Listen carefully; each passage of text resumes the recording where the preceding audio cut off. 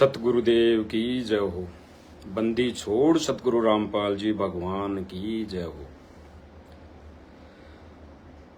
सभी भाई बहनों का दास का सतसाहिब।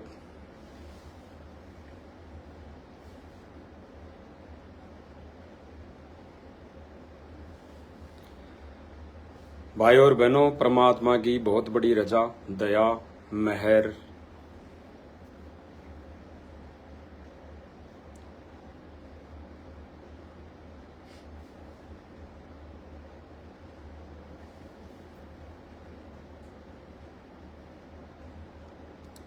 जिसकी वजह से यानी परमात्मा की रजा, मेहर, दया की वजह से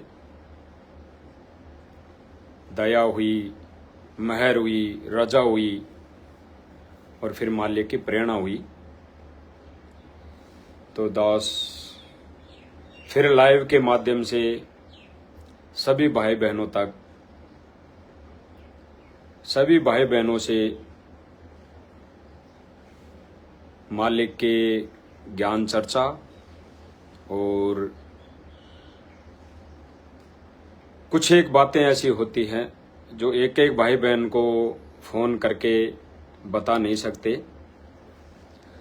हम लाइव के माध्यम से ही बता सकते हैं। वो सभी भाई बहन आपस में जानते हैं, क्योंकि एक भाई बहन को फोन करने में हम दिन में अगर 5 भगत भाई बहनों से भी बात नहीं कर सकते, तो लाइव एक सोशल मीडिया ऐसा माध्यम है जिससे लाखों भाई बहनों तक मालिक के मिशन में, मालिक के ज्ञान आधारित वो बातें पूछाई जा सकती है। सोशल मीडिया एक ऐसा प्लेटफार्म है। तो आज मालिक की दया से इसी प्लेटफार्म की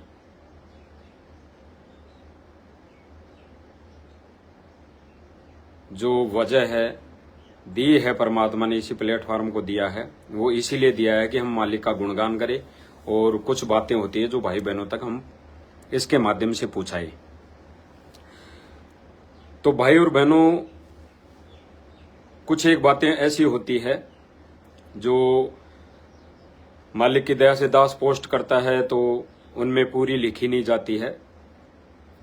बाकी उस पोस्ट का जो मकसद, उद्देश्य, जो एक रीजन होता है, वो मालिक के ज्ञान को लेकर ही होती है और मालिक के इस मिशन के प्रति होती है।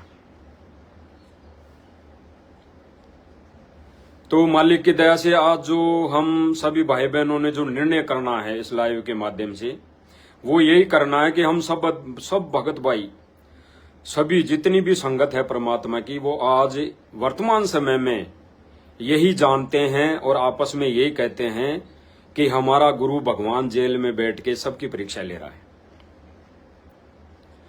और है भी ऐसा ही।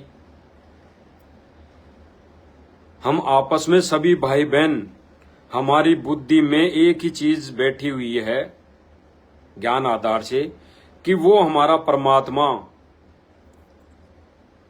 हम 2 कोटि के जीवों को छोड़कर काललोक की एक छोटी जेल में जाके बैठ गया। उसका बैठने का कारण क्या है? क्योंकि सजा तो उसको कोई दे नहीं सकता, जेल उसको कोई कर नहीं सकता, पकड़ उसको कोई कर नहीं सकता, कैद उसे कोई कर नहीं सकता। वो परमात्मा की ही रजा है, वो उस हमारे गुरुदेव भगवान की रजा है, उसकी इच्छा है जो वहां जाकर बैठ गया हो। और बैठा है तो कोई ना कोई कारण तो है, बिना कारण के तो वो परमात्मा बैठ ही नहीं सकता, बैठ ही नहीं सकता। गुरुदेव भगवान ने कहा कि सन 2006 में जब करोथा कांड हुआ तो हमारे गुरुदेव भगवान 21 महीने या 22 महीने जेल में रह के आए, ये छोटी सी काललोक की जेल में रह के आए। उस दिन भी रीजन था, बहुत बड़ा रीजन था, बहुत बड़ा कारण था। उसमें परमेश्वर ने आके बताया, हम तुच्छ बुद्धि जीवों के, हम 2 कोटि के जीवों के समझ में नहीं आई। और आके ही गुरुदेव भगवान ने 2008 में एक सत्संग के माध्यम से बताया कि जिन्होंने ऐसा घिनौना काम किया, ये कुकर्ते किया, कुकर्म किया, क्रोथा कांड वाला, उनका तो नाश हुआ पड़ा है। लेकिन इस माध्यम से परमात्मा ने आपकी भी परीक्षा ले ली। आप डगमग नहीं हुए, आप उस परमात्मा के लिए तड़प रहे थे, तो आप डगमग नहीं हुए। तो गुरुदेव भगवान ने उस समय भी यही किया कि वो परीक्षा थी तुम्हारी, कि आप डगमग नहीं हुए, परमात्मा को छोड़ के नहीं गए, कहीं इधर उधर नहीं भटके, घर बैठ के भक्ति कर रहे थे, परमात्मा के लिए रो रहे थे। तो फिर गुरुदेव भगवान ने आगे एक शब्द बोला, उस पर हमने गहनता से विचार करना है। गुरुदेव भगवान ने बोला कि ऐसा करने से, यानी हम 2 कोटि के जीवों ने ज्ञान को आधार बनाया उस समय, और हम घर बैठ के भक्ति कर रहे थे और उस परमात्मा के लिए रो रहे थे, यानी रोए थे हृदय से। तो गुरुदेव भगवान ने बताया कि परमात्मा ने दया कर दी, तो दास 21 महीने में 22 महीने में जेल से बाहर आ गया। यानी उस समय परमात्मा के लिए हम आत्माएं, 2 कोटि के जीव रोए थे, क्योंकि दास नहीं बता रहा, क्योंकि दास ने तो अभी कोई भगत भाई बहन ये सोचेगा, विचार करेगा कि कजोड़ दास ने तो दीक्षा ही बाद में ली थी बरवाला कांड से बाद में, तो कजोड़ दास क्यों बोल रहा है कि हम रोए थे। अरे वो हमारे भाई बहन ही थे जो रोए थे परमात्मा के लिए। हमारा उनसे रिश्ता जुड़ा हुआ है सतलोक का, तो वो हमारे भाई बहन है, हमसे दूर नहीं है, हम एक ही पिता के संतान हैं। तो बात एक ही है, रोए थे उस परमात्मा के लिए। तो परमात्मा ने, गुरुदेव भगवान ने बताया कि परमात्मा ने, यानी अपने आप को छुपा के बोल रहे हैं गुरु जी कि परमात्मा ने बहुत जल्दी दया कर दी, तो 21 महीने में दास जेल से बाहर आ गया। तो उस समय परमात्मा 21 से 22 महीने में जेल से बाहर आ गया था। कारण कहते हैं ना कि भगत के बस में है भगवान, और मोकू कहां ढूंढे रे बंदे, मैं तो तेरे पास में। फिर अंत में जब गुरुजी कहते हैं, परमात्मा की वाणी है कि कह कबीर सुनो भाई साधु, मैं तो हूं विश्वास में। तो उस समय भाई और बहनों ने विश्वास किया, उस परमात्मा पर विश्वास किया, और उस परमात्मा को अपने आप अपने पास में समझा। मोकू कहां ढूंढे रे बंदे, मैं तो तेरे पास में। उस परमात्मा को अपने पास में समझा और यही रिहर्सल की, रोए वो हृदय से। और फिर परमात्मा ने बहुत जल्दी इस काललोक की छोटी जेल से बाहर आने की दया की। तो परमात्मा बाहर आ गए थे 21-22 महीने में। आज परमात्मा का, आज वर्तमान की स्थिति देखे भाई और बहनों, आज परमात्मा को 9 से 10 साल हो गई, शायद 10 से ही ऊपर हो गई। 2014 से आज 25 चल रहा है,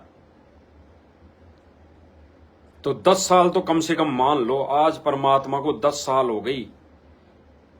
तो इसका रीजन हम गहनता से विचार करें, गहराई से सोचें कि वो परमात्मा 10 साल बहुत होते हैं, 10 साल बहुत होते हैं, बहुत। अरे काललोक के विधान अनुसार त्रिलोकी भगवान विष्णु जी जब रामचंद्र जी रूप में आए तो उनको कितने साल का वनवास था। उस टाइम पे भी कितनी, जो तो काललोक की पूजा करने वाले रो रहे थे, अयोध्यावासी रो रहे थे, जो तो त्रिगुण माया के सारे उपासक थे, तो वो रो रहे थे उस टाइम पे रामचंद्र जी के लिए। तो हमारा तो समर्थ भगवान है, हमारा तो पूर्ण भगवान है, पूर्ण परमात्मा है। हमारा तो वो भगवान है जो जन्म और मरण मिटाएगा।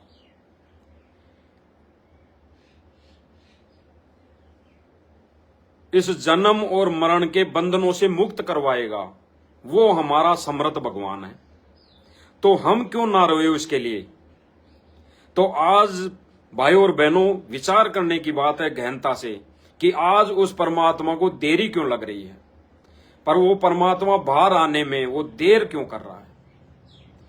यानी 2006 की घटना को देखें और आज की स्थिति को देखें तो ये हम भक्तों की, हम 2 कोटि के जीवों की कमी है उस परमात्मा के प्रति, क्योंकि हम उसको खुश नहीं कर पा रहे, हम उसको रिझा नहीं पा रहे, हम उस परमात्मा को वो खुशी नहीं दे पा रहे जो एक भगत ने, शिष्य ने, एक बेटे ने देनी होती है।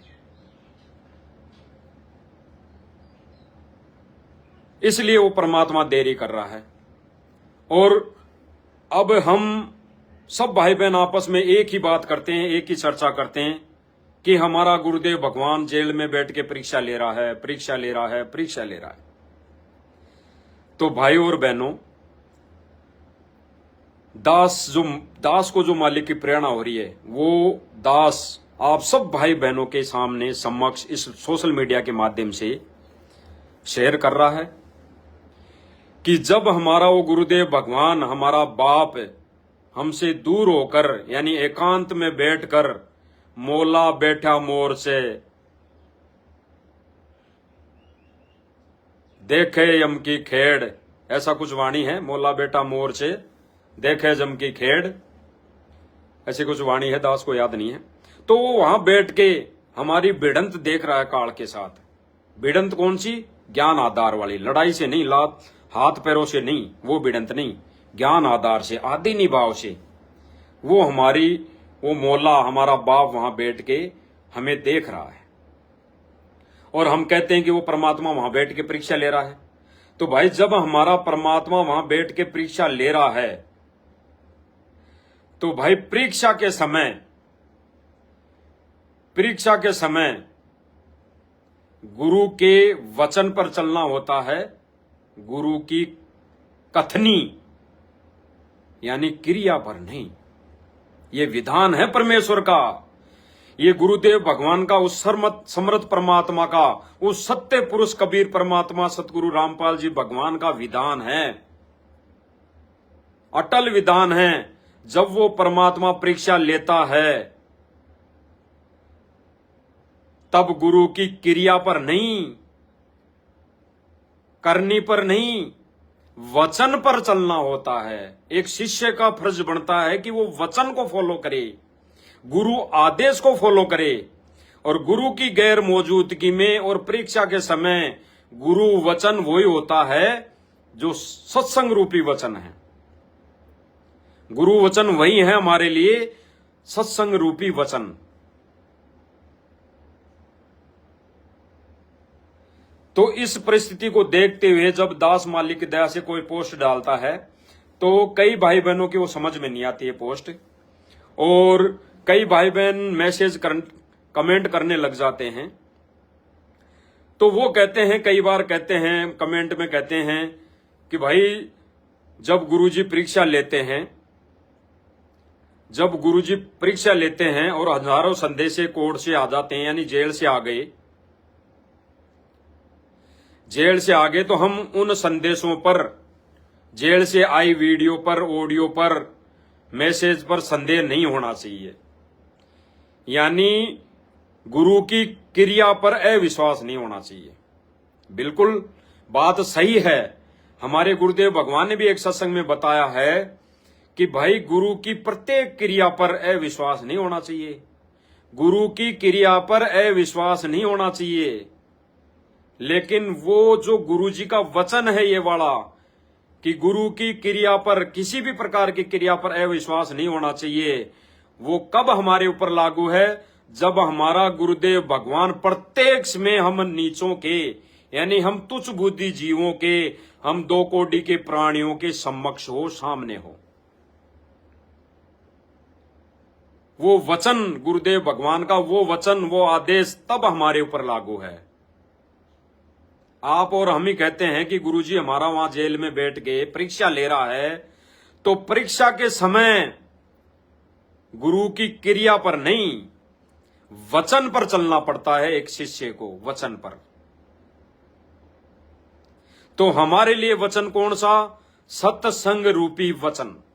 सत्संग रूपी वचन हमारे लिए वही सर्वप्रिय है, वही श्रेयोप्रिय है। और दूसरी बात रही, अगर गुरुदेव भगवान के आदेश आ भी रहे हैं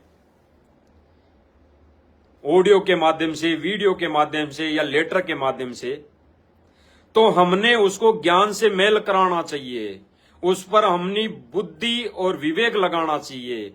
क्योंकि गुरुदेव भगवान ने बताया, एक उदाहरण दिया कि जब एक गुरु ने अपने शिष्य से कहा कि सिर पर 5 जूते मार, तो कई शिष्य नहीं खड़े हुए, सैकड़ों शिष्य बैठे थे, सैकड़ों खड़े नहीं हुए। एक शिष्य पर दया हुई, वो भी मालिक की रजा, और एक शिष्य उठ के गुरुजी के चरणों में बैठ के जाके अपने सिर में 5 जूते मारे। और फिर गुरुदेव भगवान ने क्या कहा कि उस गुरु ने पूछा कि भाई डांडी मत मारे, मैंने मेरे सिर के लिए बोला है, तेरे सिर पर नहीं। तो उस शिष्य ने ऐसा जवाब दिया जिससे वो गुरुदेव भगवान प्रसन्न हो गया। उसका वो गुरु, वो संत, वो प्रसन्न हो गया उसके जवाब सुनकर। क्या जवाब था उसका? कि गुरुदेव भगवान, जब से इस 2 कोटि के जीव ने नाम दीक्षा ली है आपसे, आपकी शरण ग्रहण की है, तब से परमात्मा ये मैंने सब कुछ आपको सर्वस्व कर दिया, यानी सौंप दिया। यहां तक की है ये तन, इस शरीर का कतरा कतरा आपको सौंप दिया। ये शरीर मेरा नहीं है, ये सिर मेरा नहीं है, मेरा कुछ भी नहीं है, मैंने सर्वस्व आपको सौंप दिया। इसलिए गुरुदेव भगवान, दास ने इस सिर पे मारा हो और चाहे आपके, एक ही बात है, क्योंकि ये मैं आपको समर्पण हो चुका, सर्वस्व सौंप चुका। तो फिर गुरुदेव भगवान ने, यानी उस संत ने उसे गले लगा लिया। और फिर गुरुजी ने क्या कहा, यानी सतगुरु रामपाल जी भगवान ने क्या कहा कि उस आदेश को फॉलो करने के लिए बुद्धि और विवेक की जरूरत पड़ती है। तो हमने इन आदेशों पे बुद्धि के साथ साथ, बुद्धि तो खैर लगा ही नहीं रहे भाई बहन, लेकिन हमारा विवेक लगाना बहुत जरूरी है। विवेक, और विवेक कौन सा? उस ज्ञान से मेल कराना चाहिए। भाई और बहनों, विचार करना गहनता से इन बातों पर। मालिक की बहुत बड़ी रजा है, दया है। तो कुछ एक भाई बहनों की शंका थी दास की पोस्ट पर, लाइव पर, कि गुरुदेव भगवान का जो आदेश आता है, गुरु की जो भी क्रिया होती है, उस पर हमने अविश्वास नहीं होना चाहिए, आंख बंद करके हमने उसको फॉलो करना चाहिए। सीधा सीधा उन भाई बहनों का ये कमेंट होता है। तो भाई और बहनों, हमारे गुरुदेव भगवान ये सारी चीजें क्लियर की है सत्संग के माध्यम से, कि हमने गुरु की बातों पर भी आंख बंद करके विश्वास नहीं करना चाहिए। किस समय? जब परीक्षा हो रही हो, जब हमारी वो गुरुदेव भगवान परीक्षा ले रहा हो। जैसे उदाहरण के तौर पे एक शिष्य, सांसारिक तौर पे जो अक्सर ज्ञान देने वाला शिष्य गुरु होता है, शिष्य होता है, यानी विद्यार्थी होता है, तो पढ़ाई पढ़ाता है उसको टीचर साल भर, और जब अंत में परीक्षा होती है तो वो टीचर भी वही होता है, परीक्षा ले रहा होता है उसकी विद्यार्थी की। और गुरुदेव भगवान, यानी वो जो टीचर होता है, उसको शिष्य विद्यार्थी अगर ये पूछ ले, उसमें क्वेश्चन आए कि भाई दिल्ली की राजधानी कहां है, या जयपुर की राजधानी कहां है, दास को दिमाग में नहीं आ रही है, क्योंकि दास इतना इस नॉलेज में कमजोर था। तो कहां है? तो टीचर कहे कि बंबई लिख दे, महाराष्ट्र लिख दे, पूना लिख दे। अगर उस समय वो विद्यार्थी उस गुरुजी की, यानी उस टीचर की, यानी अपने गुरुदेव, वो भी भगवान है, उसका गुरु अक्सर ज्ञान देने वाला भी उसके लिए भगवान है, तो वो उस टीचर भगवान की अगर उस बात पर अमल करके, यानी उस गुरु की क्रिया, वो क्रिया थी, वो वचन नहीं था। वचन तो पुस्तक होती है, जो पुस्तक में से पढ़ाता है। तो उस क्रिया पर अगर वो विद्यार्थी अमल कर लेता है और महाराष्ट्र लिख देता है राजधानी को, तो बताओ भाई और बहनों, विचार करना, वो फेल होगा या पास होगा? जाहिर सी बात है, वो फेल होगा। और फेल होगा, और फिर फेल होगा, और वो कारण पूछेगा अपने गुरु से, अपने टीचर से, अपने मास्टर से, कि गुरुजी मैंने तो आपने जो बताया वही लिख के आया था, आपने जो बताया वही लिखा था, तो आपने मुझे उसमें क्रॉस कैसे मार दिया, उसमें 0 नंबर कैसे दे दिए? तब उस गुरु का क्या जवाब होगा? भाई और बहनों, इस पर विचार करने की बात है। उस टीचर का उस विद्यार्थी के इस क्वेश्चन पर क्या जवाब होगा कि भले आदमी, साल भर तुझे यही पढ़ाई थी क्या? साल भर तुझे यही पढ़ाई थी क्या? जब साल भर से पढ़ा रहा था कि राजधानी ये है, ये है, ये है, और जब परीक्षा का समय आया और तूने पढ़ाई के समय तो वो पुस्तक पढ़ी नहीं, और जब परीक्षा के समय तुझे याद रहा नहीं कि इसका जवाब क्या लिखना है मुझे, और तू मुझे पूछेगा, तो मैं तुझे उस समय परीक्षा के समय अगर बता दूं कि यह है सही, तो फिर मेरे जैसा तेरा भविष्य खराब करने वाला टीचर नहीं है, मेरे जैसा निकम्मा टीचर नहीं है जो तेरा भविष्य खराब कर दे, आने वाला भविष्य खराब कर दे। तो मैं परीक्षा के समय वो सत्य बात नहीं बता सकता। ठीक इसी प्रकार भाई और बहनों, अगर ये परीक्षा चल रही है, अब इस पर एक और आ जाते हैं, एक पे क्या उदाहरण पे। विशेष संदेश में गुरुदेव भगवान ने बताया कि दास जेल में जाने की लीला इसलिए की कि मेरे को यहां से जाने के बाद मेरे शिष्य इस मिशन को किस तरह चलाएंगे, किस प्रकार चलाएंगे, आने वाले समय में भक्तों की मर्यादा टूटने से कैसे बचाएंगे, या फिर ये राजनीति में उलझे रहेंगे, या फिर धरना प्रदर्शन में उलझे रहेंगे। तो ये देखने के लिए वो परीक्षा ले रहा वहां बैठ के। और फिर गुरुजी ने बताया कि अभी तो गेम जारी है। गेम कौन सा? परीक्षा जारी है। गुरुजी ने कहा कि अभी तो परीक्षा जारी है, हार जीत तो बाद में होएगी। तो भाई और बहनों, जो भाई बहन दास की पोस्ट को ना समझकर कमेंट करते रहते हैं, ज्यादा नहीं है, एक दो भाई बहन है, कि गुरुजी की जो भी क्रिया होती है उस पर हमने चलना पड़ता है, चलना होगा। तो भाई और बहनों, गुरुजी की गैर मौजूदगी और गुरुजी की जो परीक्षा होती है, गुरुजी ने परीक्षा के समय गुरुजी परीक्षा ले रहे हैं, तो हमने गुरु की क्रिया पर नहीं, गुरु वचन पर चलना पड़ता है। तब हम जाके पास हो पाएंगे, तब हम जाके पास हो पाएंगे। भाई और बहनों, विचार करना गहराई से, गहनता से। तो गुरु की अभी गैर मौजूदगी, गुरु की गैर मौजूदगी में जो भी आदेश हैं, जो भी क्रिया गुरुदेव भगवान बता रहे हैं, उस पर हमने ज्ञान और विवेक से निर्णय करना पड़ेगा।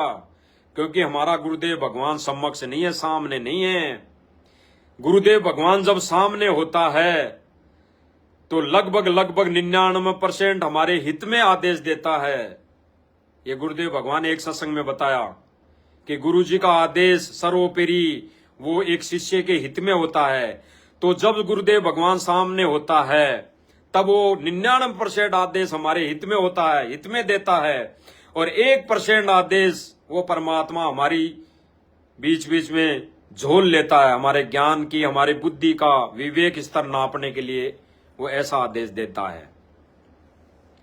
जैसे चबूतरा बनाने वाला, सिर में जूते मारने वाला, वो सम्मक्ष थे, सामने थे, गुरु और शिष्य सामने थे। मांडा और सांडे का वो भोजन खाना, वो सामने थे। तो वो 1% आदेश गुरुदेव भगवान हमारे बुद्धि और ज्ञान को, बुद्धि ज्ञान विवेक को परखने के लिए ऐसा करता है। बाकी 99% आदेश गुरुदेव भगवान हमारे हित में देता है। तो भाई और बहनों, जो भाई बहन ऐसा कहता है, करता है कमेंट, तो भाई और बहनों विचार करना, गुरु की गैर मौजूदगी में गुरु की क्रिया पर नहीं, वचन पर चलना पड़ेगा, वचन पर चलना पड़ेगा। और वर्तमान समय में यह तो है नहीं कि गुरुजी हमारे सम्मुख आके आदेश दे रहे हैं, वो तो किसी न किसी माध्यम से दे रहे हैं, कोऑर्डिनेटर सिस्टम के माध्यम से, मैनेजमेंट के माध्यम से, सिस्टम से, परिवार के माध्यम से। क्योंकि मिलना उन्हीं का होता है, एक सांसारिक तौर पे मिलना गुरुजी से वही मिलने जाते हैं, तो आदेश उनके द्वारा आता है, उनके थ्रू आता है।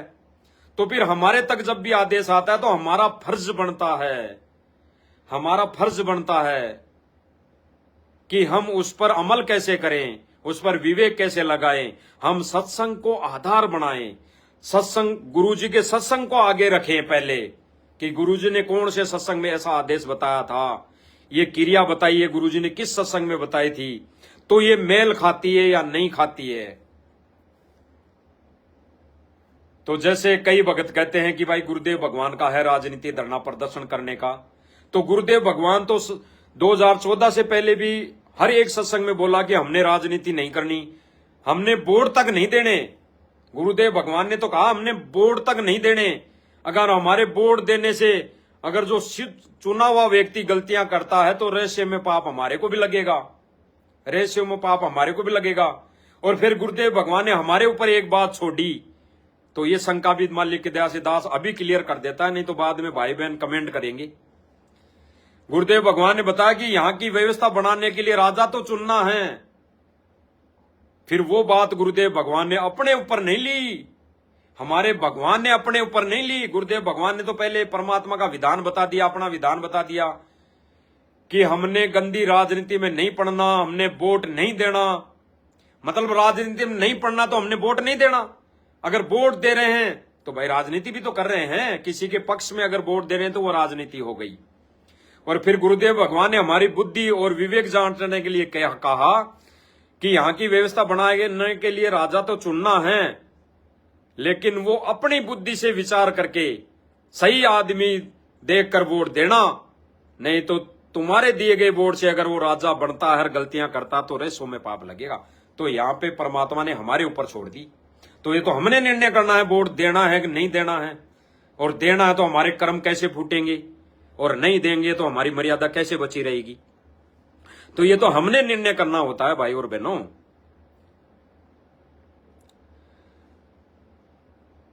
तो उन भाई बहनों से दास की प्रार्थना है, भाई जो भाई बहन ऐसा ना समझकर, पोस्ट को ना समझकर कमेंट करते रहते हैं, फिर भाई और बहनों जब आपका कमेंट ऐसा आता है कि गुरुदेव भगवान की हर क्रिया पर, हर आदेश पर हमको मानना चाहिए, सर्वोपरि यानी उस आदेश पर चलना चाहिए, तो भाई और बहनों क्या राजनीति भी गुरुदेव भगवान का आदेश है? क्या धरना प्रदर्शन करना भी गुरुदेव भगवान का आदेश है? क्योंकि हमारे मैनेजमेंट भाई और जो गुरुजी का सांसारिक तौर पे परिवार है, वो तो यही कहता है ना कि ये गुरुजी का आदेश लाते हैं हम, ये गुरुजी का आदेश है जेल से, वो तो यही कहते हैं ना हमारे को। मान लो पीले पर्चे के माध्यम से या ऑडियो के माध्यम से या ग्रुपों में संदेश डाल के, टेक्स्ट मैसेज डाल के यही कहते हैं ना कि गुरुजी का आदेश आया है, वहां रैली में जाना है, एक हाजिरी मानी जाएगी। गुरुजी का आदेश है वहां धरना प्रदर्शन में जाना है, गुरुजी का आदेश है एक हाजिरी मानी जाएगी। गुरुजी का आदेश है वहां पे कई गुंडों की सीबीआई जांच करवानी है, एक हाजिरी मानी जाएगी। यही कहते हैं ना भाई और बहन, जो मैनेजमेंट बना हुआ है, जो सेवादार बने हुए हैं, कोऑर्डिनेटर बने हुए हैं, यही कहते हैं ना हमारे को। वो ऐसे थोड़ी कहते हैं कि ये गुरुजी का आदेश नहीं है, वो यही कहते हैं कि गुरुजी का आदेश है, ये करना है, जाना है, और एक हाजिरी लगेगी, जो नहीं जाएगा उसको सारनाम या सतनाम नहीं मिलेगा, ये कहते हैं ना। तो भाई और बहनों दास आपसे विनती करेगा, प्रार्थना करेगा, क्या ये आदेश भी गुरुदेव भगवान का है? ये जो क्रिया वाला आदेश है, राजनीति वाला, ये क्रिया में आता है, ये वचन में नहीं आता, ये ज्ञान आधार में नहीं आता, ये ज्ञान में नहीं आता, परमात्मा के उस सूक्ष्म वेद में ये है ही नहीं। ये राजनीति, ये यहाँ का धरना प्रदर्शन, ये यहाँ के ऐसे सिस्टम, ये पूरा सिस्टम है ही नहीं सूक्ष्म वेद में। तो क्या गुरुदेव भगवान ने अगर ऐसा आदेश दिया है राजनीति वाला, तो क्या इस पर अमल करना चाहिए, इसको फॉलो करना चाहिए, इस आदेश पर हमने धरना प्रदर्शन में जाना चाहिए, वोट देना चाहिए? आप खुद विचार कर लो भाई और बहनों कि हम अगर इस क्रिया को, इस गुरु यानी क्रिया, ये गुरुदेव भगवान की क्रिया है, अगर मान भी लिया, तो ये आदेश क्रिया है, तो क्रिया को हमने फॉलो कर लिया, तो फिर वचन कहां गया गुरुदेव भगवान का वचन? इसलिए दास कह रहा मालिक की दया से, और विधान भी है परमात्मा का कि गुरु की गैर मौजूदगी में गुरु की क्रिया पर नहीं, वचन पर चलना पड़ेगा, तब जाके हम कहीं सफल हो पाएंगे, और तब जाके हम कहीं परमात्मा को खुश कर पाएंगे। बाकी तो गुरुजी ने कहा कि जो जैसा करेगा वैसा परमात्मा दे देगा, राखेगा नहीं। और अब कैसे आदेश आते हैं? चलो, कोई भाई बहन कह रहा है कि गुरुजी का आदेश आता है, तो कैसे आदेश आते हैं? चलो, आप दास मालिक की दया से आपको वीडियो दिखाई देता है, प्रमाण दिखाई देता है थोड़ा सा, और समर्पण का परिचायक है। इस दान से महासभा को ये प्रमाण है। शायद गोवाना में, कहा हरियाणा के अंदर जाट धर्मशाला बनी थी, तो दास ने पहले भी जिक्र किया था, तो जाट धर्मशाला बनी थी उस समय का ये प्रमाण है कि गुरुदेव भगवान का कैसे आदेश आता है और कौन लाता है, और किस आधार पे लाते हैं। इसमें बताया जा रहा है, एक भगत बता रहा है, दास थोड़ा पहले बता देता है तो अच्छी तरह समझ में आ जाएगी भाई और बहनों की। ये भाई कह रहा है ये भगत है क्या है या भगत नहीं है, दास को कन्फर्म नहीं है, लेकिन ये शायद गुरुजी का जो सांसारिक तौर में बड़ा बेटा है मनोज, उसका सहपाठी है, उसका मित्र है, और ये शायद दनाना का सरपंच है या कहां का सरपंच है, दास को कन्फर्म नहीं है। तो ये भगत भी बन चुका शायद। तो इसके विचार हैं, ये कह रहा है कि हमने जिस दिन इस आश्रम की यानी जिस दिन इस धर्मशाला की जाट धर्मशाला की नींव लगी थी यानी मूर्त लगा था उसी दिन हमने तो हमारे अंदर प्रेरणा हो गई थी जी कि हम इस धर्मशाला में सहयोग करें, हमारा भी सहयोग लगे इस धर्मशाला में, हमारे भी पुण्य बने। यानी अपने स्तर की सोच के आधार पर जिस दिन इस धर्मशाला का मूर्त लगा था उसी दिन इन्होंने सोच लिया था, इन कमेटी वालों ने, मैनेजमेंट वालों ने, सेवादारों ने, इस राष्ट्रीय समाज सेवा समिति ने सोच लिया था कि ये जो जाट धर्मशाला बन रही है समाज की, इसमें हमारा सहयोग हो। और सहयोग ये कैसा कर रहे हैं, पर्सनली नहीं, इसने ये भाई बोल रहा है कि फिर हमने हमारी कमेटी बना रखी है, दनाना आश्रम में कमेटी बना रखी है, तो कमेटी वालों ने निर्णय करके गुरुजी से प्रार्थना लगाई और गुरुजी का प्रार्थना पे कोई जवाब नहीं आया। फिर दोबारा प्रार्थना लगाई, फिर कोई जवाब नहीं आया, फिर प्रार्थना लगाई तो गुरुदेव भगवान ने कहा कि जो इच्छा है आपकी, भाई जो आपकी इच्छा है वो कर लो। फिर हमारी कमेटी ने निर्णय किया और फिर एक फ्लोर बनाने के लिए कमेंटमेंट कर दिया, वचन दे दिए, हमने हां कर दी। तो भाई और बहनों, गुरुदेव भगवान का कहां आदेश हुआ? गुरुदेव भगवान ने तो ये कहा कि जो इच्छा है आपकी वो कर लो, क्योंकि इनकी इच्छा जिस दिन उस धर्मशाला की नींव लगी थी, मूर्त लगा था, उसी दिन ये इच्छा हो गई थी कि हमने इसमें सहयोग करना है। 1 करोड़ रुपए या 2 करोड़ जो भी है, एक फ्लैट यानी एक फ्लोर बनाना है, उसमें चाहे करोड़ रुपए लगे चाहे 2 करोड़ लगे। तो इनकी इच्छा तो उसी दिन हो गई थी, मैनेजमेंट सेवादारों की, भाई बहनों की। तो इसमें इन्होंने गुरुजी का आदेश कहां लिया? इन्होंने तो फिर गुरुजी को आदेश दिया जाके कि ऐसी ऐसी बात है, धर्मशाला बन रही है और हम उसमें सहयोग करना चाहते हैं। गुरुदेव भगवान आपका क्या आदेश है, आपकी क्या राय है? तो गुरुदेव भगवान ने पहले तो कोई जवाब नहीं दिया और फिर कहा, ये जब पीछे ही पड़ गए गुरुदेव भगवान के, तो गुरुदेव भगवान ने कहा कि जो आपकी इच्छा थी, जो मन में थी वो कर लो।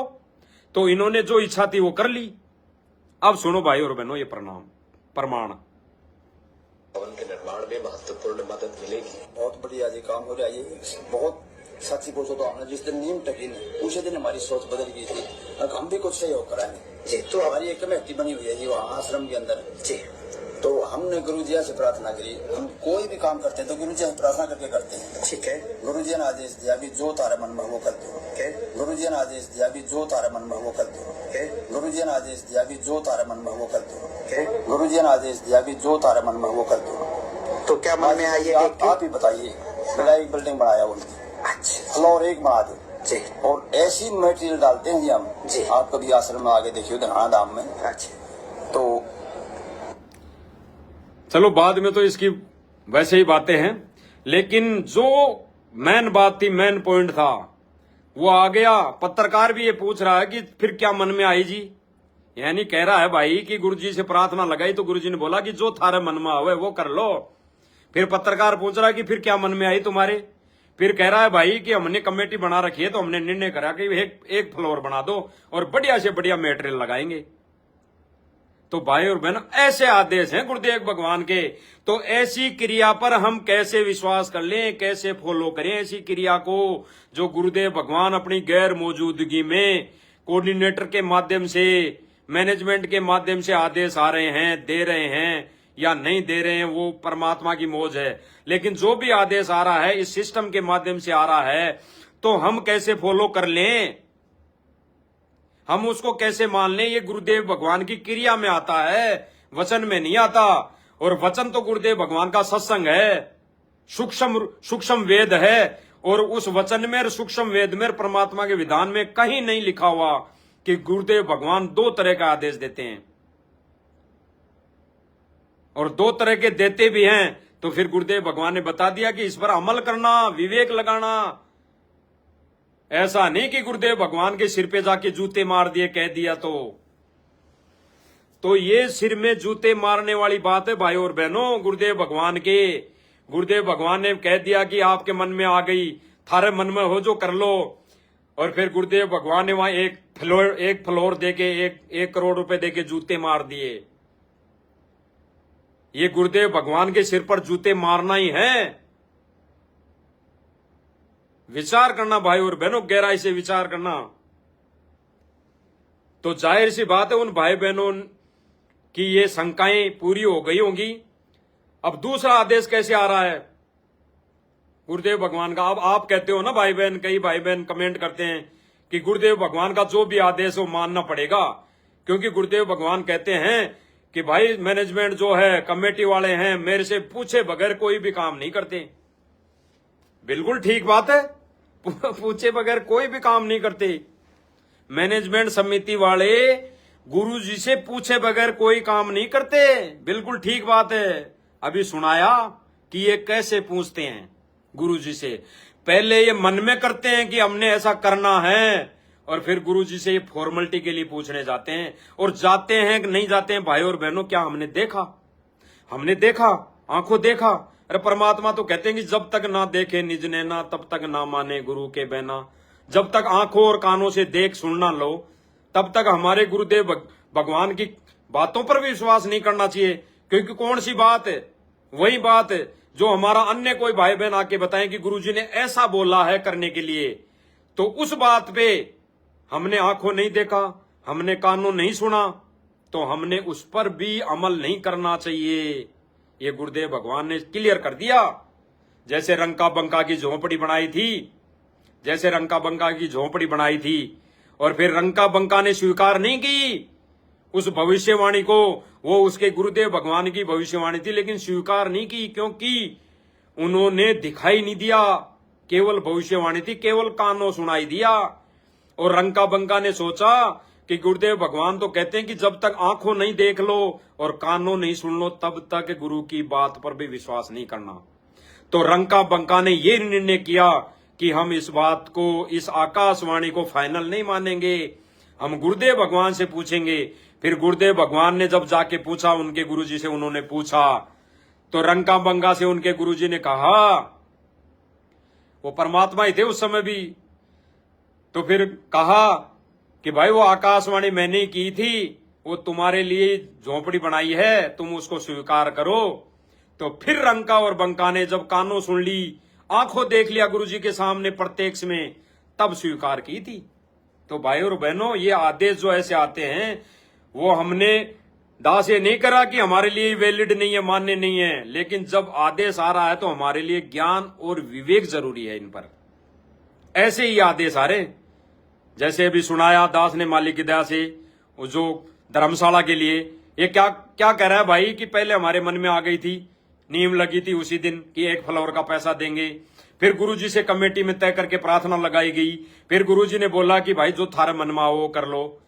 फिर पत्रकार पूछ रहा कि थारे मन में क्या आई, फिर कि हमारे मन में आई कि हमने फिर निर्णय किया कि 1 फ्लोर का बढ़िया मटेरियल लाके 1 फ्लोर बना दो। तो कहां गुरुजी का आदेश हुआ? इन्होंने तो बाद में गुरुजी से केवल पूछा है, एक आम संत, एक गुरु मानकर, एक परिवार वाला व्यक्ति मानकर, एक आम संत मानकर, रिश्तेदार मानकर।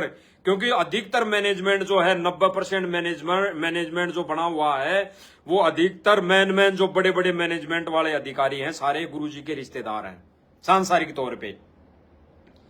तो उन्होंने तो रिश्तेदार मान के गुरुजी से वैसे बोला है बाद में कि गुरुजी से तो कम से कम पूछ लें, कह दें भाई गुरुजी हम ऐसा कर रहे हैं। तो भाई और बहनों, ये चीज है। चलो फिर कैसा आदेश आ रहा है गुरुजी का, हम एक और सुन लेते हैं। अभी कुछ दिन पहले, शायद 12 तारीख है वो, 12/8 को, एक घटना घटी हिसार में, जो 2 भगत भाई बहनों को मारा, पीटा, जान से जानलेवा हमला किया। और फिर जब उनसे पूछा गया उस पेट्रोल पंप पर अन्य व्यक्तियों के द्वारा कि भाई तुम क्यों मार रहे हो, तो वो बोले कि लड़की छेड़ रहे थे तब इनको मारा है। अब वो बेचारे दोनों भाई भाग गए थे। तो जब लड़की का जहां पे मामला आ जाता है तो कोई नहीं बोलता, और जब लड़की का मामला आ जाता है ना, चाहे झूठा साचा, वो तो झूठा ही था, लेकिन जब आ जाता है तो रास्ते चलता आदमी भी हाथ साफ कर लेता है, 2 घोंसे मार के हाथ साफ कर लेता है जहां लड़की का मामला होता है। तो वो भाई वहां पे जो इकट्ठी हुई थी वहां पे पब्लिक, उन्होंने कुछ नहीं बोला, इसलिए कि लड़की का मामला था।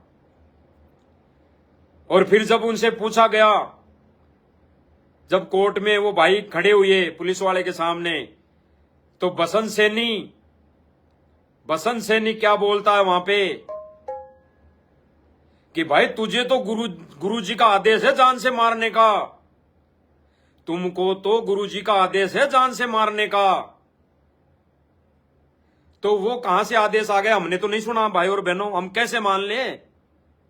हमने ना आंखों देखा ना सुना तो कैसे मान लें?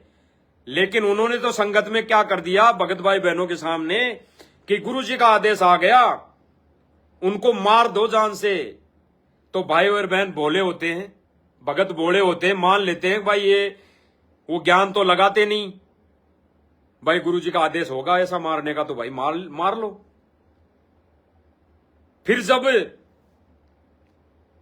जब एक भगत भाई ने इस पर भी नीर खीर का निवेरा करने के लिए मंजू बहन जी के पास फोन मिला दिया, मंजू बहन जी के पास, तो मंजू बहन से जो वार्ता हुई दास सुनाएगा आपको। वो भगत भाई पूछ रहा है कि बहन जी ऐसी ऐसी बात है, हिसार में घटना घटी और पवन दास जयपुर वाला और उसके दो भगत, उसके साथ में 2 भगत हिसार पेशी पे आए थे तारीख पे, जो केस चल रहा है जो गुरुजी ने कर रखा है उसकी पेशी पे आए थे, और ऐसे ऐसे फलाने भगत बसंत सैनी हैं, वो कौन है चांद राठी, और 15 से 20 भगत वहां चले गए और गुरुजी का आदेश बताकर उन भगतों को पीटा है, मारा है, जानलेवा हमला किया है। और जब उनसे पूछा गया तो उन्होंने ये कहा कि गुरुजी का आदेश है मारने का इस पवन जयपुर वाले को, और इसके संपर्क में जितने भी भगत है उनको मारने का आदेश है।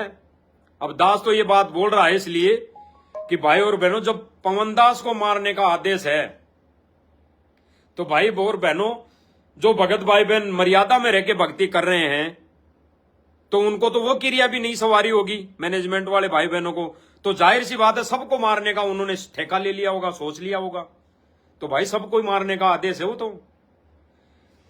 तो उस बहन का क्या कहना है जो मंजू बहन जी है, गुरुजी की सांसारिक तौर पे गुरुजी की बेटी है, बड़ी एक छोटी है, दास को कंफर्म नहीं है। तो उस बहन ने क्या कहा कि भगत जी ऐसा आदेश गुरुजी का नहीं है, ऐसा आदेश गुरुजी ने कभी नहीं दिया और ना देते हैं और ना आगे देंगे। और वो बहन कह रही है कि मुझे तो पता नहीं कि ऐसा कांड भी हो गया, और ऐसी कोई वीडियो आपके पास में है, सबूत है तो मेरे को भेजो, मैं देखूंगी। तो सुनो भाई और बहनों। सच्चाई मंजी बहन बोल रही है, सच्चाई बहन जी मंजी बहन बोल रही है। बहन जी मैं MP से भगत जी ये पूछ रहा था बहन जी।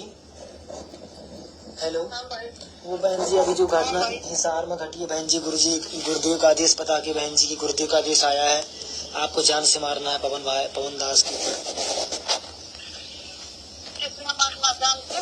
वो बहन जी बसंत सैनी है ना रोहतक गंधारा से, उसने जान से मारने की धमकी दी, बोला गुरुजी को आदेश आया तेरे को जान से मारना है। बहन जी ऐसा कोई आदेश देते हैं क्या गुरुजी? हमारे गुरुजी तो चीटी को भी नहीं सताना बेवजह। और 2 भक्तों को बहन जी मारा भी गया है वहाँ पर हिसार कोर्ट के बाहर। बहन जी 12 अगस्त की घटना है, 2025 के, अभी अगस्त की 10 दिन पहले की। वीडियो भी बना है बहन जी CCTV कैमरा में पेट्रोल पंप के सामने वीडियो वायरल हुआ है। तो आपको पॉइंट बताया बहन जी, 10-12 साथ में आश्रम के भगत भी आए थे और उन्होंने बेवजह उन 2 भक्तों को जयपुर से आए थे बहन जी, उनको पीटा है। और पवन दास जी बहन जी है वीडियो मेरे पास जी बहन जी। और ऊपर से बहन जी गुरुजी को बदनाम कर रहे हैं कि गुरुजी का आदेश है तेरे को जान से मारना है। नहीं भाई, गुरुजी ऐसे थोड़ा देते, परमात्मा तो वही बहन जी, जीवन दान देते हैं। अगर मान लो बहन जी, वो तो मैं भी करना चाहता, अगर वो गलत है उसको कोर्ट सजा देगी। वो आया था पेशी में पवन दास, जो मुकदमा है ना गुरुजी का मुकदमा है जो, तो वो आया था, तो उसको जो भी अगर वो गलत है तो वो बोला था भाई मेरे राजीनामा के लिए उन्होंने बोला, तो बोले मैं गलत तो मेरे को कोर्ट सजा देगी। और पुलिस के सामने बसंत से नहीं बोल रहा कि गुरुजी को तेरे को जान से मारने का आदेश है, ऐसा बोल रहा था। तो वीडियो फोटो तो बताओ जो भाई, मेरे को वैसे नहीं पता था। भेज रहा हूँ बहन जी, हाँ, देखो, सच है। कितना रहते हैं ना बस। सुन लिया भाई और बहनों। अब कोई भाई बहन ये सोचे कि कजोड़दास ने पहले भी वीडियो दिखाया था, ये तो खैर नहीं दिखाया जो पेट्रोल पंप वाला, और आज भी जिक्र किया है। तो जिक्र करना इसलिए जरूरी है भाई और बहनों कि जो भाई बहन ही सोचते हैं कि गुरुजी का आदेश आ रहा है सारा कोर्ट से, जेल से गुरुजी का आदेश आ रहा है, तो गुरुजी की किसी भी क्रिया पर हमने अमल करना चाहिए, उसको फॉलो करना चाहिए, मानना चाहिए। तो क्या ऐसे आदेश गुरुजी के आ रहे हैं जो इनको हम माने? तो भाई और बहनों एक क्लियर हो गया आप सब भाई बहनों के सामने कि गुरुजी के ऐसे आदेश आते हैं जेल से, जो हमारे मैनेजमेंट वाले भाई, आश्रम वाले भाई, राष्ट्रीय समाज सेवा समिति के सदस्य, ये सारे लेकर आते हैं गुरुजी के आदेश।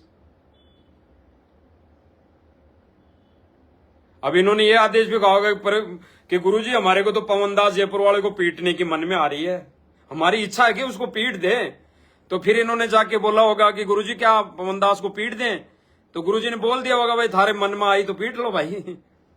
तो भाई और बहनों इस पर गहनता से विचार करने वाली बात है, गहराई से विचार करने वाली बात है कि आदेश जो भी आ रहे हैं गुरुदेव भगवान के, वो किस हद तक, कौन से आदेश ज्ञान से मेल खा रहे हैं और कौन से नहीं खा रहे हैं। आंखें बंद करके उन आदेशों को फॉलो करना नहीं होता है, उस पर बुद्धि और विवेक भी लगाना होता है। तो सारी चीजें क्लियर हो गई है भाई और बहनों। जो कमेंट करते थे एक आधे, और एक खास तौर से मेरी बहन है, नाम नहीं बताएगा, चलो नाम बता देता है दास, एक मधु बहन जी है, मधु बहन जी जो पहले सात संगतियों से संपर्क में थी, दास के भी संपर्क में थी, सात संगति में आती जाती थी। सात संगति मतलब भक्तों की संगति करती थी, सच्चे भक्तों की, सत्य पर चलने वाली मर्यादित भक्तों की संगति करती थी। उसी वीडियो को लेकर जो जेल से आई थी तब दूर हो गए थे। तो उस बहन जी ने कमेंट किया था कि भगत जी, गुरुजी बोलते हैं कि भाई मैनेजमेंट मेरे को पूछे बगैर कोई भी कदम नहीं उठाता, जो मैं आदेश देता हूं वो ही मैनेजमेंट करता है।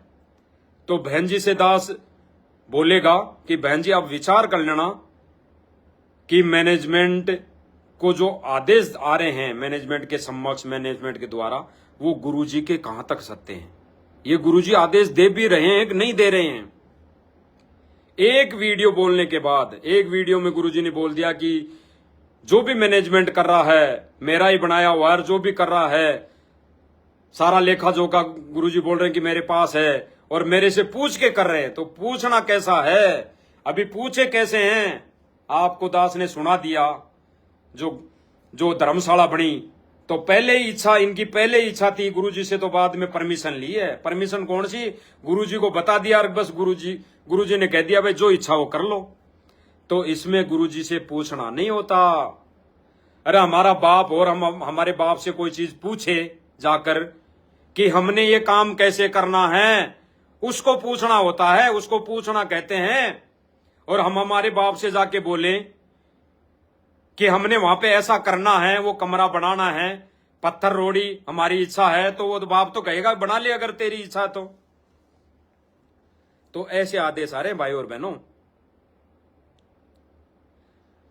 और कुछ एक भाई बहन जो पहले, अभी तो खैर सैकड़ों भाई बहन वापस से विचार विमर्श की स्थिति में हैं, चल रहे हैं, विचार कर रहे हैं भाई क्या सही है क्या सत्य है। दास के पास बहुत सारे फोन आते हैं हर रोज, तो विचार कर रहे हैं, क्योंकि दास की वीडियो पे वो ज्यादा अमल कर रहे हैं। क्योंकि दास ने कह दिया ना कि दास को देख के इधर उधर नहीं होना है, अब ज्ञान को आधार बनाना है।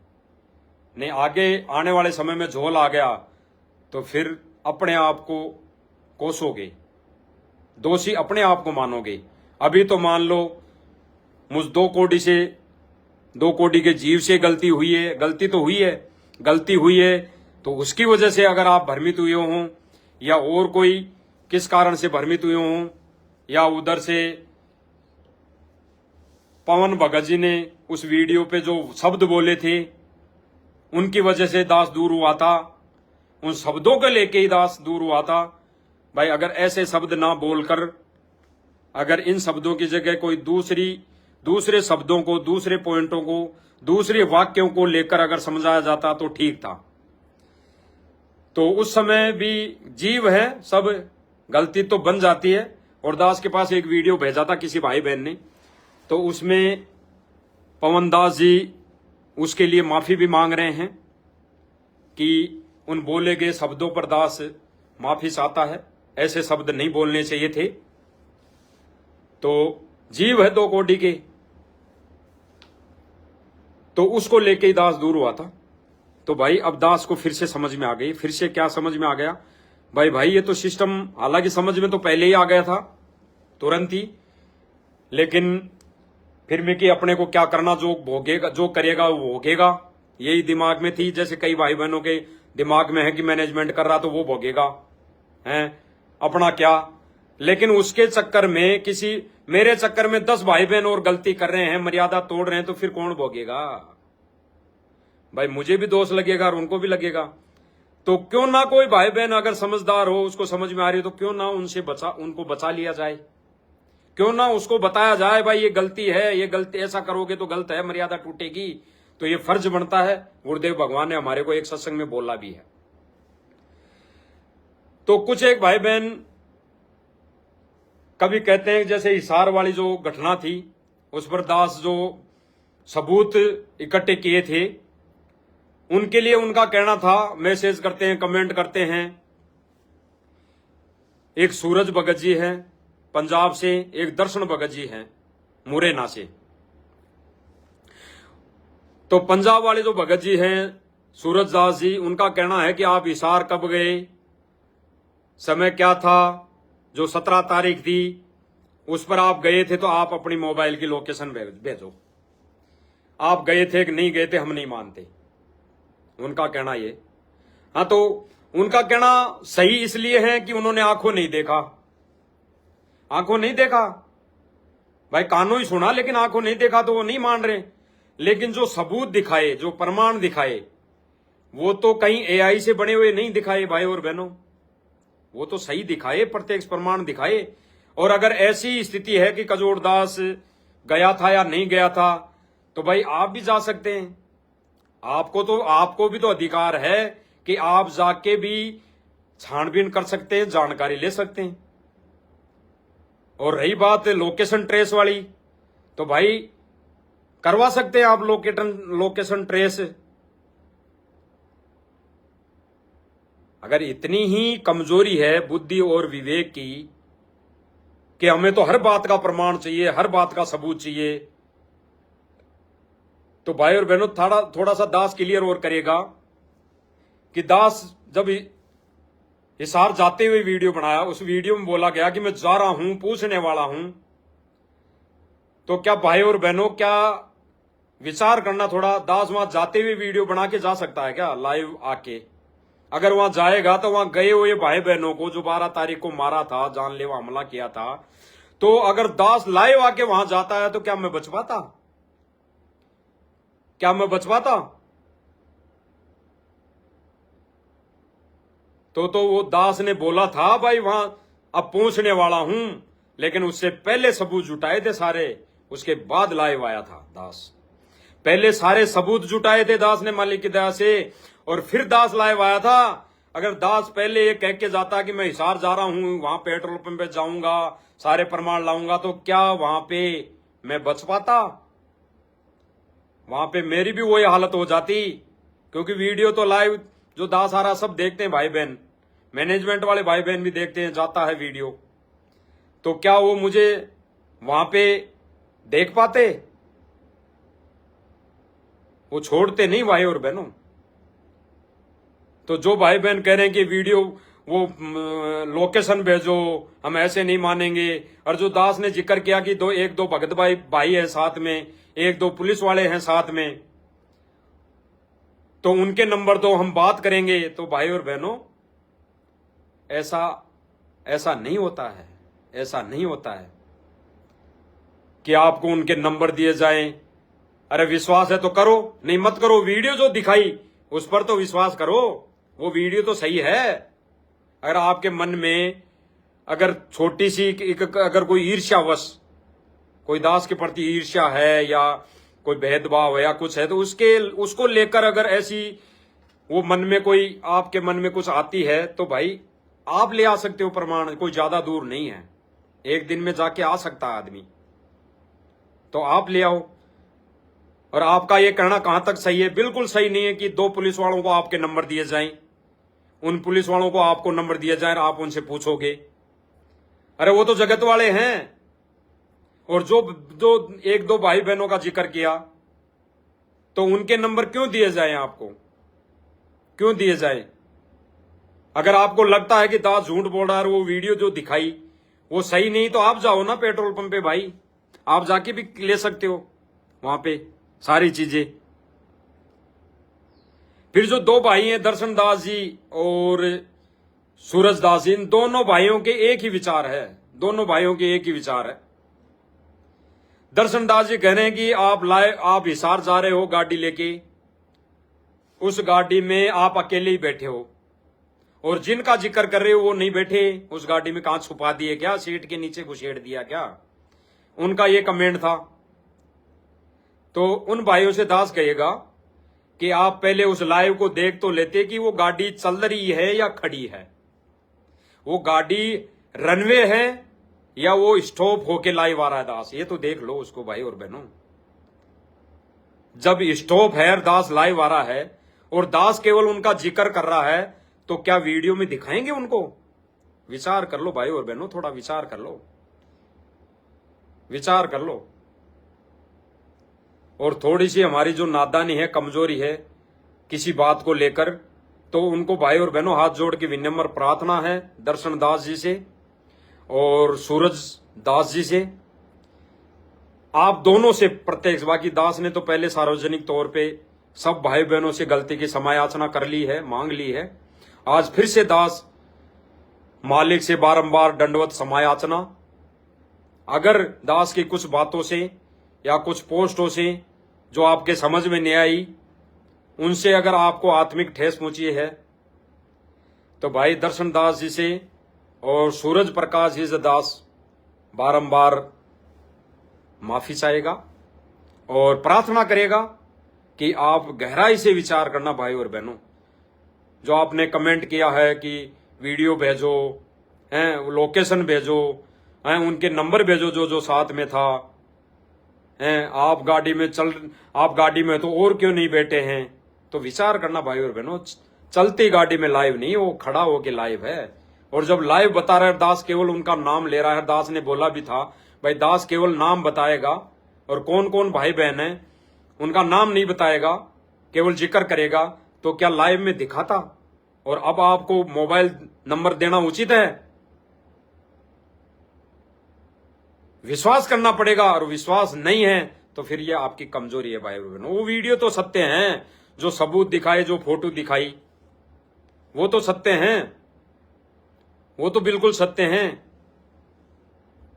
दास फिर से इस लाइव के माध्यम से वो वीडियो दिखाएगा, क्योंकि कई भाई बहनों के वो वीडियो जो है वो उस दिन लाइव में जो दिखाया गया था हिसार जाने के बाद, उसमें वो दिखाई नहीं दिया, धुंधला दिखाई दिया। धुंधला इसलिए दिखाई दिया कि उस गाड़ी के शीशे पे फोक्स पड़ रहा था, तो फोक्स की वजह से वो वीडियो साफ दिखाई नहीं दिया। तो आज शायद मालिक की दया से दिखाई दे जाए। दास दोबारा दिखा रहा है, तो आप सब भाई बहन उसको देख सकते हैं।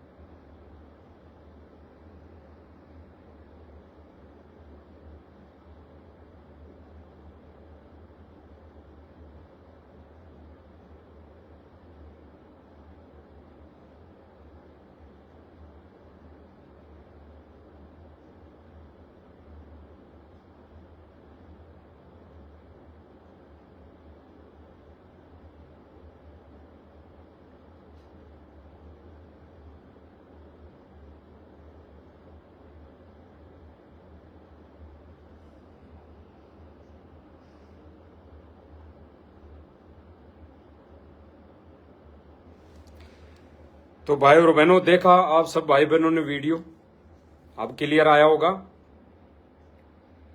और भाई और बहनों, दास अब इस लाइव के माध्यम से लास्ट उन दर्शन भगत जी और सूरज भगत जी के लिए भी कहना चाहेगा कि भाई और बहनों, हमने आत्म कल्याण चाहिए, मालिक की दया से हमने भगवान और भक्ति से मतलब होना चाहिए, और वही बातें हों कि कौन गलती कर रहा है, क्या गलती कर रहा है।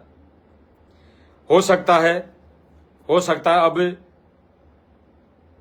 दर्शन भगत जी या सूरज दास जी लाइव आए और कुछ दास की जो पहले के लाइव वीडियो हैं उनको काट कर दिखाएं और भक्तों को भ्रमित करने की कोशिश करें। तो भाई और बहनों, ये आपकी जिम्मेदारी और आपकी ज्ञान और बुद्धि विवेक पर निर्भर करता है। बाकी दास ने जो कहना था वो कह दिया है सब भाई बहनों से। और दूसरी बात रही कि कुछ एक भाई बहनों को वो भी समझ में नहीं आया था कि भैया प्रमाण कहाँ है जो आपने बोला कि ज्ञान गंगा में लिखा हुआ है।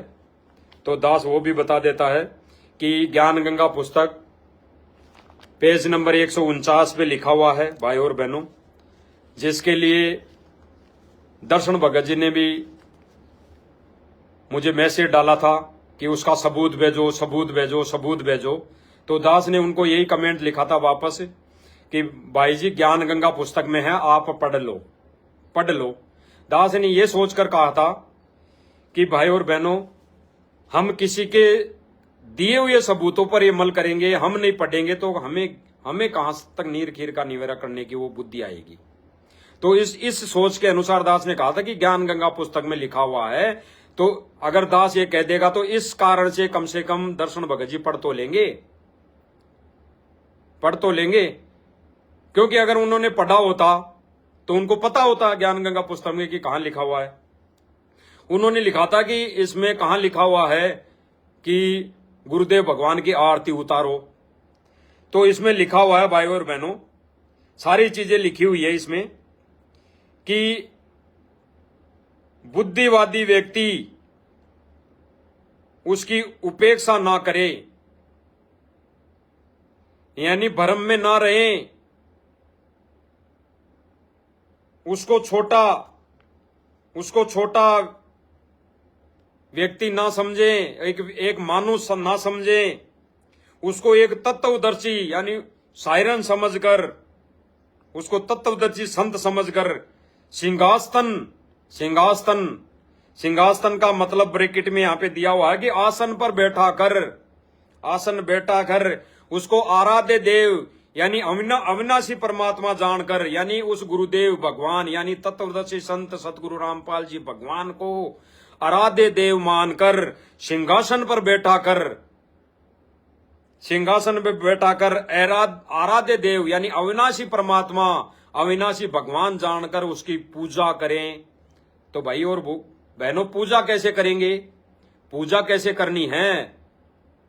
हमारे को परमात्मा ने आरतियां दी है, संध्या आरती दी है, सुबह का नित्य नियम दिया है, असुर निकंदन रमेणी दी है। तो आरती हम पहले जगत में थे, ओम जय जगदीश हरेर आरती घुमाते थे हैं जो दीपक लगा के, तो वो आरती करना पूजा में आती है। और गुरुदेव भगवान ने बताया कि ये सारी क्रिया करना पूजा में आती है।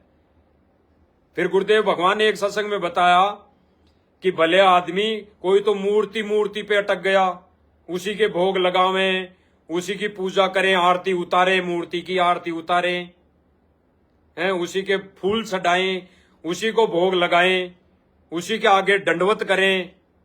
और फिर गुरुदेव भगवान ने जो अहम बात बताई भगत के लिए, वो भाई और बहनों क्या थी, इस पर हमने बुद्धि और विवेक लगानी है। जहां पे ये जो आरती की बात आ रही है, पूजा की बात आ रही है, सिंहासन वाली बात आ रही है, वो क्लियर हो जाएगी।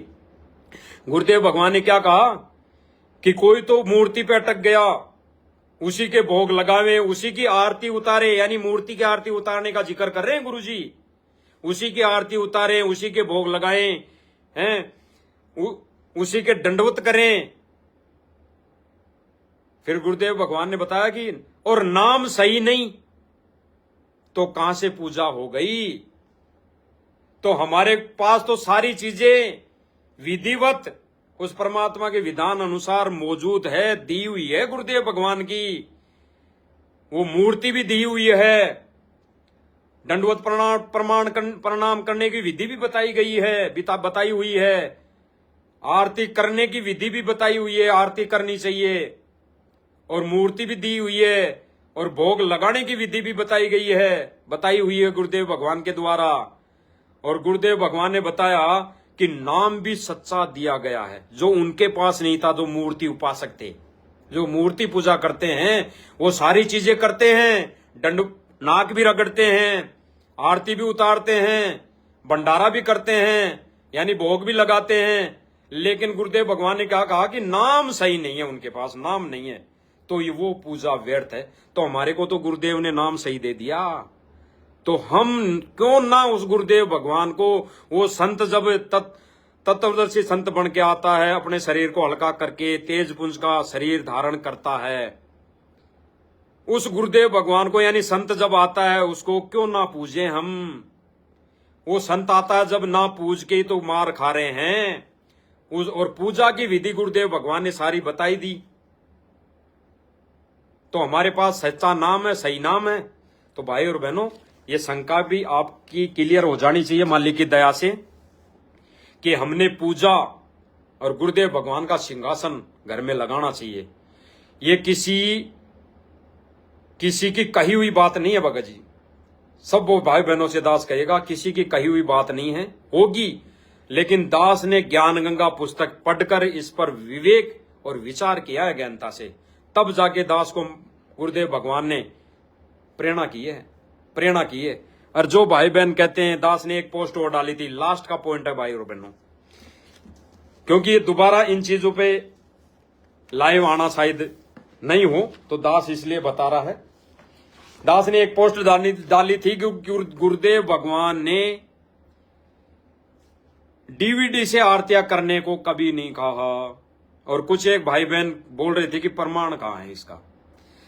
तो प्रमाण यह है भाई और बहनों, प्रमाण यह है, क्या है, कबीर सागर का सरलार्थ, पेज नंबर 593, जो कई बार दिखा चुके, पहले कई भाइयों ने दिखा चुके, दर्शन दास जी ने भी दिखा चुके, जिस पर लिखा है, सारी चीजें क्लियर हो जाएगी भाई और बहनों इसमें, कि गुरुदेव भगवान ने हमारे को डीवीडी, ये तीनों समय की आरतियां करने के लिए, मंत्र करने के लिए डीवीडी ना कभी दी है और ना कभी बोला है। हमारे को जब गुरुदेव भगवान ने नाम उपदेश दिया, तब हमारे को एक भक्ति बोध दी थी, भक्ति बोध, और केवल एक मंत्र कार्ड मिला था। उसकी भी कब तक जरूरत बताई गुरुदेव भगवान ने, कि जब तक हम उन चीज से परिचित ना हो जाएं, उस चीज की हम रूटीन ना बन जाए, तब तक नहीं, बाद में इनकी कोई आवश्यकता नहीं है। तो भाई और बहनों, जो डीवीडी से आरतियां करने की गुरुदेव भगवान ने मना किया है, वो दास आपको इस कबीर सागर के सरलार्थ में प्रमाण बता रहा है। कई भाई बहनों की शंका नहीं रहनी चाहिए और विश्वास हो जाना चाहिए। इसमें लिखा है,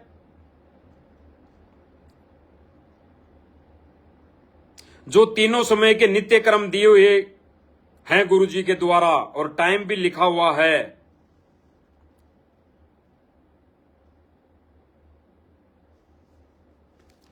पूरा पढ़ के सुनाएंगे, जब जाके सब भाई बहनों को क्लियर आएगा।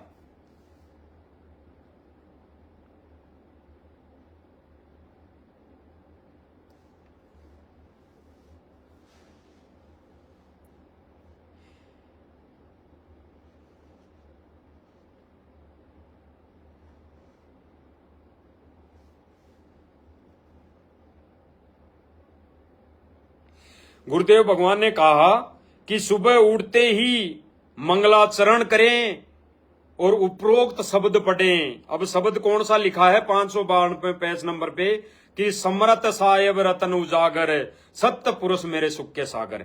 ये पूरा शब्द पढ़ें, गुरुदेव भगवान आदेश दे रहे हैं, दास तो पढ़ के सुना रहा है।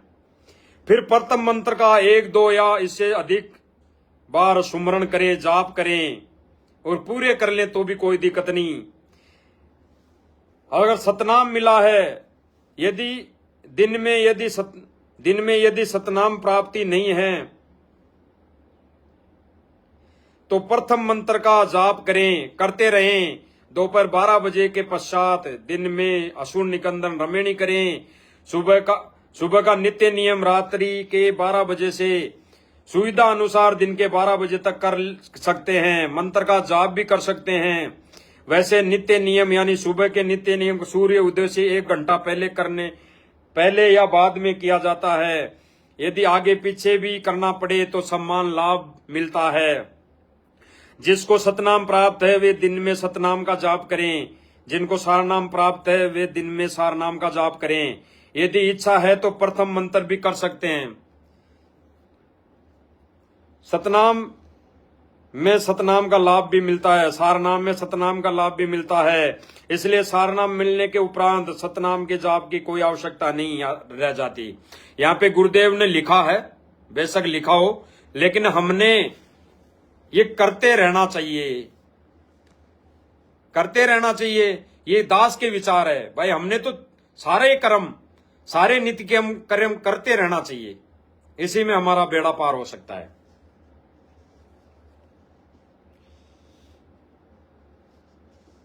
फिर लिखा है कि शाम के समय संध्या आरती करनी चाहिए। इसको करने का सही समय सूर्य अस्त के समय है। यदि किन्हीं कारणवश आगे पीछे करना पड़े तो सम्मान लाभ मिलता है।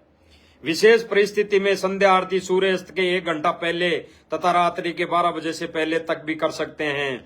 असूर निकंदन रमेणी भी विशेष परिस्थिति में दिन के 12 बजे से रात्रि 12 बजे तक कर सकते हैं। सम्मान लाभ मिलेगा। लेकिन गुरुजी क्या बता रहे हैं, फिर इसका तोड़ दे रहे हैं। लेकिन इसको प्रतिदिन करने का अभ्यास नहीं बनाएं। गुरुदेव भगवान पहले अपना निष्कर्ष बता रहे हैं कि सही समय सुबह 4 से 6 है, सूर्य उदय से पहले, तब करें। और असूर निकंदन रमेणी 12 बजे से 2 बजे तक, और संध्या आरती सूर्यास्त के समय करें। ये विशेष परिस्थिति में है कि आगे पीछे करने का नहीं, अभ्यास नहीं बनाए। तो गुरुदेव भगवान ने क्लियर कर दिया कि संध्या आरती असूर निकंदन रमेणी नित्य का नियम समय पर कर लेना चाहिए। हमेशा आदत ना बनाए कि रात को 11 बजे आरती कर रहे हैं, सुबह को 11 बजे नित्य नियम कर रहे हैं, शाम को 8 बजे 10 बजे असूर निकंदन रमेणी कर रहे हैं। ऐसा गुरुदेव भगवान ने करने से मना किया है। फिर गुरुदेव भगवान ने कहा कि यदि आप यात्रा में हैं तो आप यात्रा में तीनों संध्या आरती कर सकते हैं। कहीं जा रहे हैं, हम लोग समय नहीं, घर पर नहीं है, तो हम यात्रा में ये चीजें कर सकते हैं।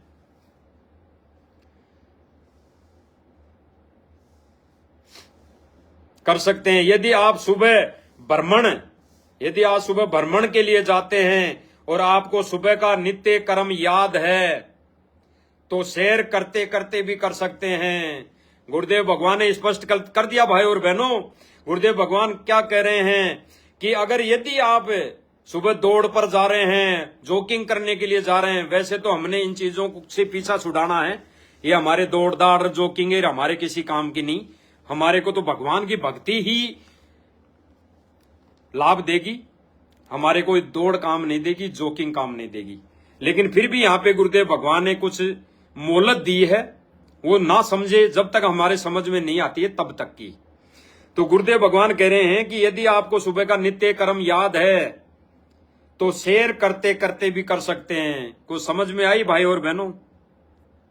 जो भाई बहन कमेंट करते हैं कि गुरुदेव भगवान ने डीवीडी से आरती करने के लिए कब मना किया, तो यहाँ पे गुरुदेव भगवान ने स्पष्ट कर दिया कि यदि आपको याद है तो सैर करते करते भी आप नित्य कर्म कर सकते हैं।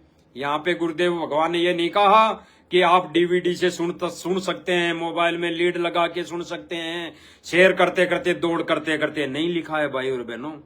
इसलिए दास ने मालिक की दया से पोस्ट डाली थी कि गुरुदेव भगवान ने तीनों समय की आरतियां करने के लिए, डीवीडी से करने के लिए कभी किसी भी चीज में प्रमाण नहीं दिया, ना बोला। तो गुरुदेव भगवान यहाँ पे भी क्या बोल रहे हैं कि यदि आपको याद है तो नित्य कर्म करते, यानी दौड़ करते करते भी कर सकते हैं।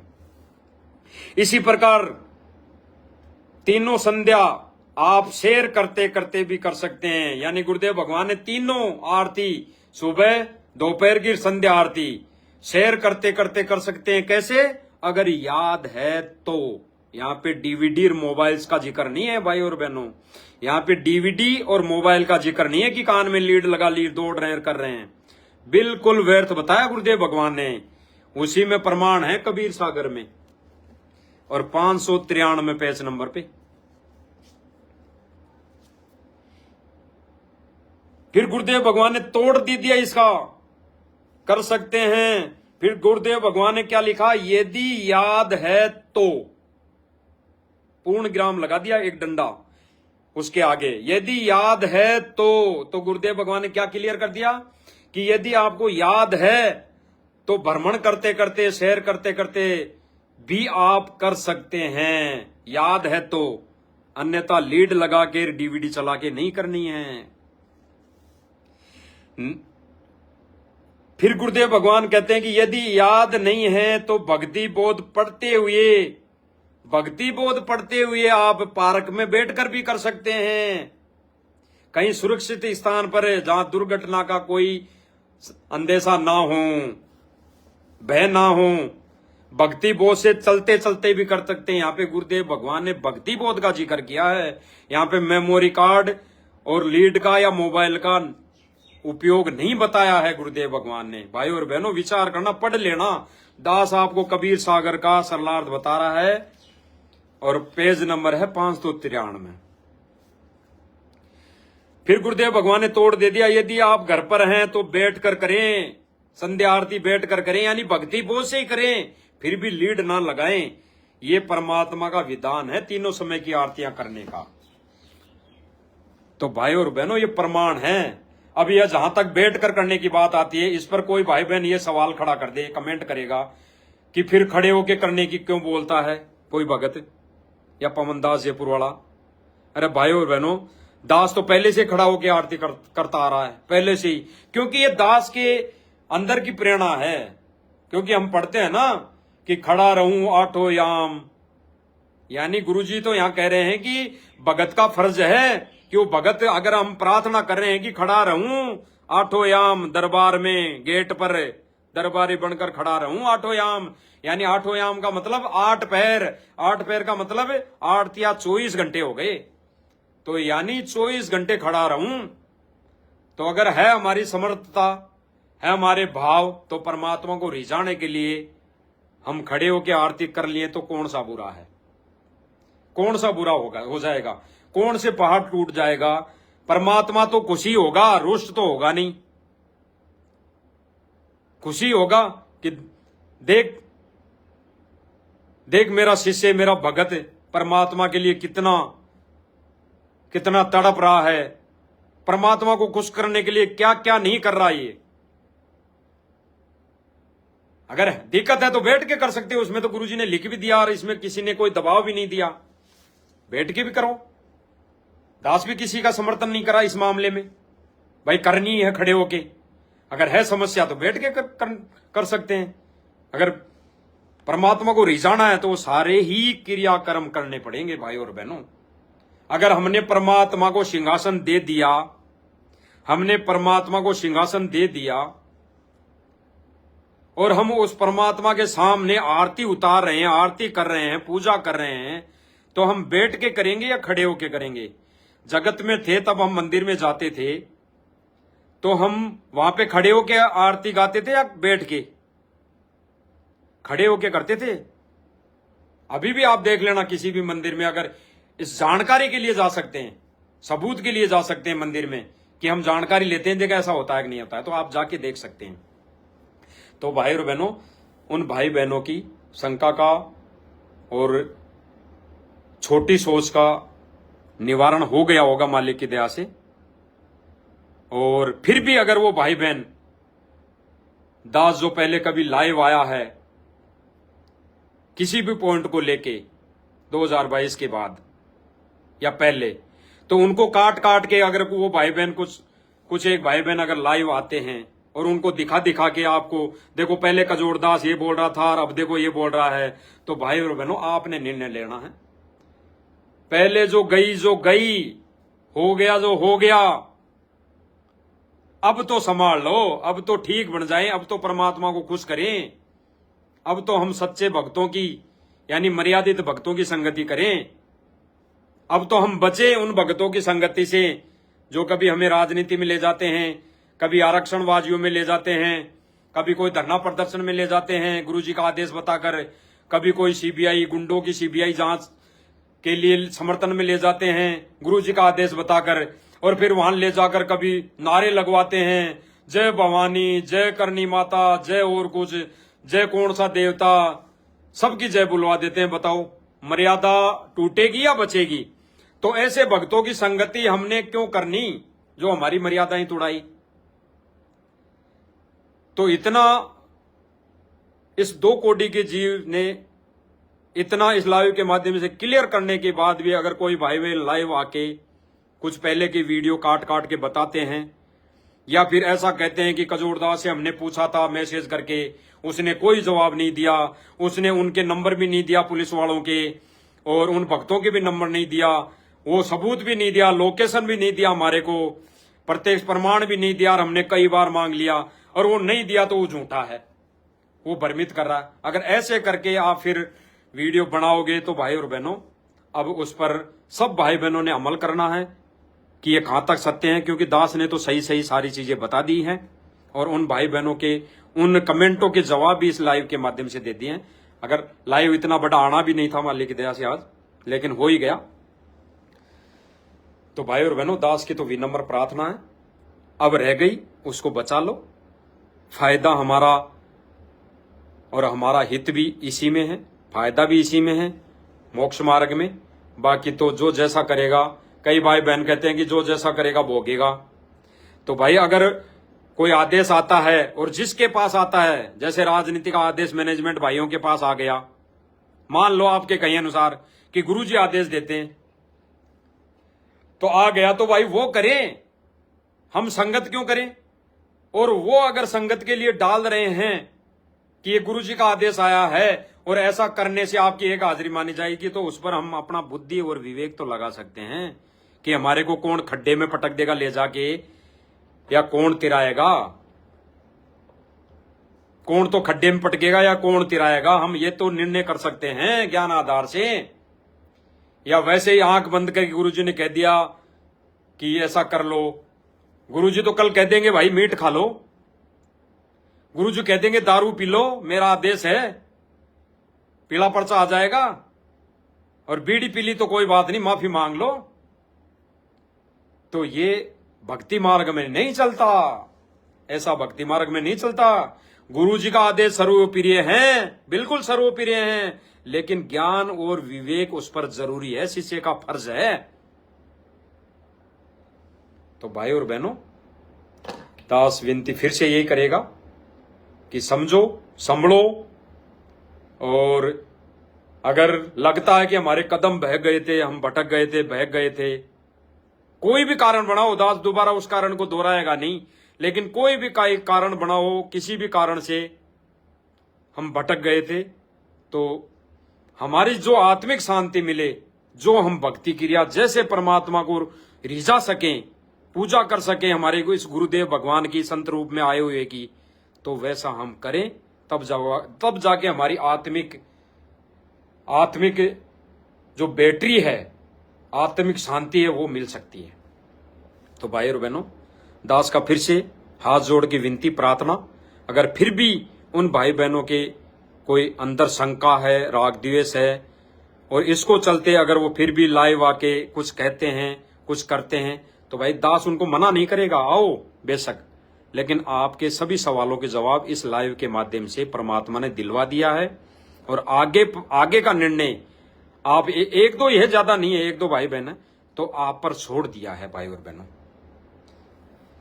सत साहेब, जय हो बंदी छोड़ की।